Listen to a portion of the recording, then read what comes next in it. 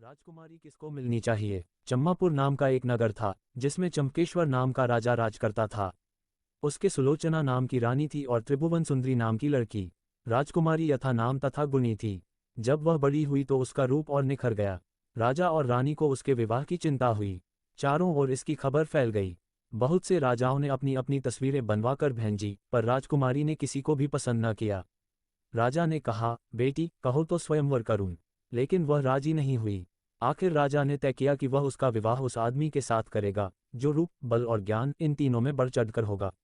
एक दिन राजा के पास 4 देश के 4 वर आए। एक ने कहा, मैं एक कपड़ा बनाकर 5 लाख में बेचता हूँ, 1 लाख देवता को चढ़ाता हूँ, 1 लाख अपने अंग लगाता हूँ, 1 लाख स्त्री के लिए रखता हूँ और 1 लाख से अपने खाने पीने का खर्च चलाता हूँ। इस विद्या को और कोई नहीं जानता। दूसरा बोला, मैं जल थल के पशुओं की भाषा जानता हूँ। तीसरे ने कहा, मैं इतना शास्त्र पढ़ा हूं कि मेरा कोई मुकाबला नहीं कर सकता। चौथे ने कहा, मैं शब्दवेदी तीर चलाना जानता हूं। चारों की बातें सुनकर राजा सोच में पड़ गया। वे सुंदरता में भी एक से एक बढ़कर थे। उसने राजकुमारी को बुलाकर उनके गुण और रूप का वर्णन किया, पर वह चुप रही।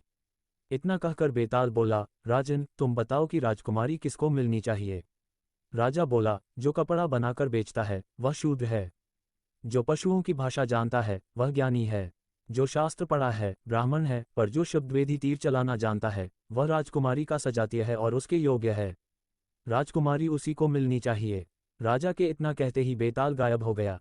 राजा बेचारा वापस लौटा और उसे लेकर चला तो उसने 10वीं कहानी सुनाई।